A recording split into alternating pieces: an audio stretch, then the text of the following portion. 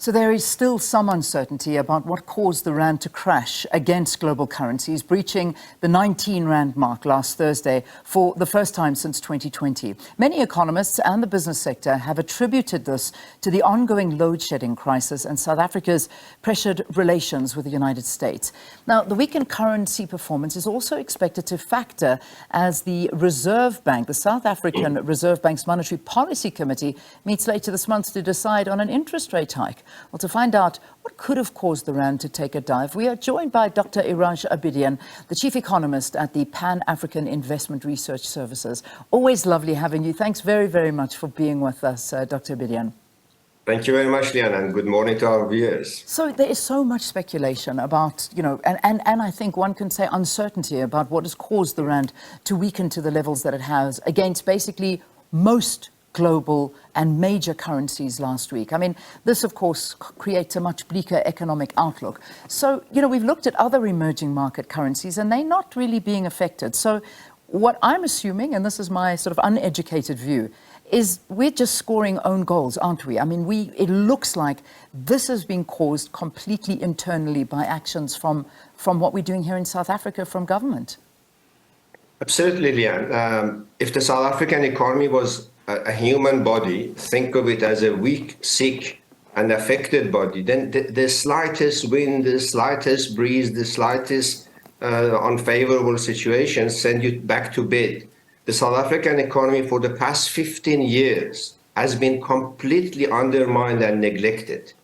What do I mean by that? Its underpinnings, be it transportation, be it ports, be it energy, be it water, be it city management, have been completely undermined from the top of the government initially, and then over the past few years through not commissioning, but through omissioning. In other words, the cabinet just ignores, says the right thing, but doesn't do anything about it. So in the global environment, investors look at the situation and say, okay, the South African economy from a structural point of view, its policies are not right, its infrastructure is crumbling, its energy is disrupted on a daily basis for 15 years, and the government can't get it right. Some basic stuff, something that within 2 years maximum, 15 years ago, we should have sorted it out. 2 presidents have come and gone, 3 cabinets have come and gone. Nobody has managed to take it further. In fact, we've got more. We've now got from the heart of the cabinet, they don't know what's happening in ESCOM. They contradict each other. They appoint CEOs themselves, and they sack them themselves, and they berate them themselves. So I think if you're sitting outside, this is the picture that you see. So in that environment, the last thing that you can afford in this economy that is growing at close to 0%, its government debt is rising, its inflation is high, its interest rates is high, etc., etc., and the level of poverty, unemployment that is familiar to all of us. On top of it, then we get wrapped into the geopolitical, or we do not manage the geopolitical environment wisely and competently. Yeah. So I think that's what happened. We left this American-Russian relationship, which is neither here nor there. Yeah. We are not the only country in the emerging economies that's got similar type of neutral or somehow biased in one or other way. But the way we manage it, or we don't manage it, so to speak, or we leave it to chance, then makes the economy vulnerable. If it was a strong economy, we could weather it, we could manage it. But when we have a weak economy, when we have policies that are, as I just mentioned briefly, that the government says, not that you and I criticize, President Ramaphosa has said our policies need to change, new dawn, new growth revival. None of that has happened. So I think that's where the investors are losing hope and confidence in the government that we will be able to do what it needs to be done. And by the way, what needs to be done are not complex stuff. They are basic stuff. And yet, intentionally or out of incompetence, the cabinet doesn't do anything about it. Yeah. Let's talk about the leadership, and let's talk about perhaps, our president, Cyril Ramaphosa, for a moment. And one of the comments to come out over the weekend, and this was after the whole incident with Lady R and the Russian arms, and whether South Africa sent weapons or not, after the US ambassador said he would put his life out there to say it was a fact, this did happen. But, there's been so much after that. Mbeki comes out, and I'm talking former President Thabo Mbeki, comes out and says the state has lost control. Who is in control? A simple question like that. Who is in control of this country? That's exactly, Leanne, what the foreign exchange and portfolio managers outside South Africa ask. They're saying who is in charge and why it's doing what it's doing. I mean, when a president comes and says, now I need a commission of inquiry to tell me whether my government has authorized and has shipped weapons or not, that is a president who says, I'm not in charge. It's unfortunate, but that's what it means. And maybe he doesn't know what he's conveying to the global capital markets, to the investors, to the average citizens. Maybe he doesn't connect the dots, to use his minister's famous words. He must connect the dots. He must first think before he says things. When he appoints a commission of inquiry, he says, I'm the president, I'm the CEO of this company, but I don't know what's going on in my company, my own company. I don't know what my ministers do or don't do. My heads of departments, including the head of defense and the head of security and the head of this and the head of that. Every time that he has to answer, he appoints a commission of inquiry. What does he tell the investment community internally and externally? To you and me as citizens. He says, I'm not in charge. Let's see somebody else can tell me what's going on. That is exactly, Leanne, the question that sends the market into a spin. At the sort of the slightest wind of cold or rain, the investors are saying, when in doubt, chicken out, get out. If we look at the amount of disinvestment that has happened in our government and in the national bond, including government bond, is phenomenal. National Treasury knows the Minister of Finance must literally form or call for an emergency cabinet meeting, and the president must hold the ministers to order. Why? Investors are selling off because they say who is in charge.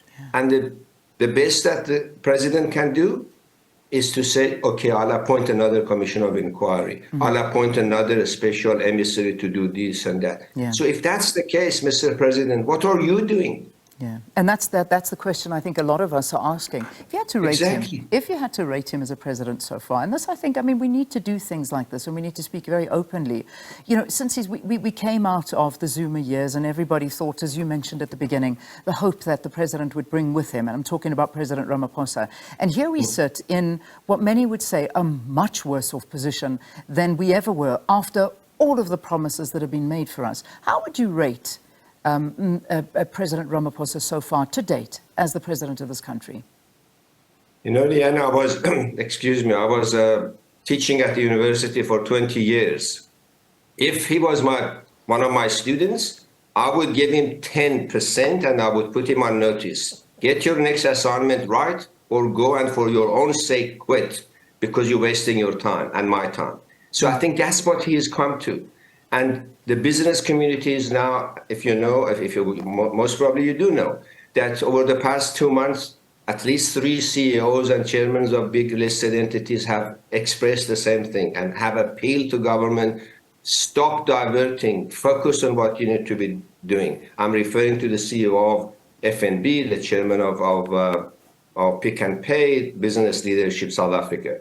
They are getting desperate because if it was a complex thing, we can understand, we can give the government time. But these are not complex things. These are things that every average CEO on a daily basis has to deal with.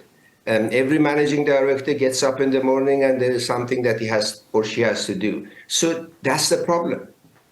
It is, and it's a major problem, and it's all of us that are feeling the repercussions of this. When you look at the unemployment rate in South Africa, when you look at the energy crisis in South Africa, when you look at the fact that the country has been greylisted, and we cannot underrate what a greylisting actually means. When you look at the fact that we speak about one thing, about moving, going to a cleaner energy transition, and then we see everybody disagreeing and people fighting, and the CEO of Eskom coming out and talking about what is actually going on behind the scenes, not naming names, but sort of giving ideas of what it is like to go into one of these entities to try and change things. And as you keep saying, it is not difficult to fix this. However, there are so many people at play here to get through, and perhaps it's the corruption at the center of it all that is causing us to just continue on this downward trajectory. Absolutely, Leanne. It's this green energy or green transition to green energy. We did, and as many others have done, that 5 years ago, we did projections that we could have created over 300,000 minimum, 300,000 jobs if we'd done some very basic stuff. And yet we've turned what would have been a fantastic creator of jobs and transformation of our economy, growing it. And I must put my head on the block without fear of contradiction that in the current situation, the South African economy should be growing more than 4.5% if we had a competent government who did what the government should be doing instead of fighting and trying to protect the thieves and the corrupt. So that is the irony of it. And down, deep down, we know it as a nation. We've seen that other nations do it. But we've become exasperated because what do you do? It's obvious that there's protection of corrupt and the incompetent instead of focusing on what needs to be done. And that's the problem that we face at the moment as a nation. Just very quickly, I mean, we've got 1.5 minutes left, so I'm going to throw two questions at the same time. Do you think the currency can turn around? I mean, is there any reason for the currency to turn around right now? I mean, we're looking at the current rate, 19.13 against the US dollar. Obviously, it was the weekend, and a week is a very long time when it comes to seeing where that currency is going to go. And then interest rates, the decisions next week. Again, further hammering South Africans. Are we going to go higher? Is the Reserve Bank worried about that? Do they even care about the average South African? Their mandate is to protect the currency. And that's what they say. And I don't think that they're too worried about anything else right now. So perhaps talk to us about those issues. Can we recover and interest rates going forward? Can we? Yes, but it requires conditions. It requires the government, the cabinet, and we must be very careful not to talk government in general. The cabinet has to drop everything else and literally focus on the economy, because hammering the Reserve Bank is not going to help. And then with respect, I don't agree with your point saying the Reserve Bank doesn't care about anything else. Their mandate is inflation. Inflation is about the poor. If they become reckless like Turkey and not respond to the inflationary pressures, remember when every time that the rand gets hammered, everything imported, diesel, everything else, fertilizer, food stuff, medicine, everything that we import becomes so much more expensive. If we don't get that under control, inflation, much like Turkey at 90%, hammers the poor more than anybody else, and it gets into a spin. So when we talk about Reserve Bank not caring, we must be very careful not to not see the consequences. Yes, high interest rates, I hate it, you hate it, everybody. But if you think that's bad, consider the alternative of not dealing with inflation. So can we turn it around? Of course we can. Remember Rand in I think it was 2001 went even higher, but we got a few things done, and within, within 3 months it got back. We can turn this economy around in 24 months if we do the right things, but not talk and do nothing. Dr. Abedian, we leave it there. Thank you. Thank you so much for talking to us. That was Dr. Iraj Abedian, Chief Economist at the Pan-African Investment and Research Services, talking to us about a range of issues, but focusing mostly on the Rand's poor performance against major global currencies and what could have caused it, and I think a few good reasons given there.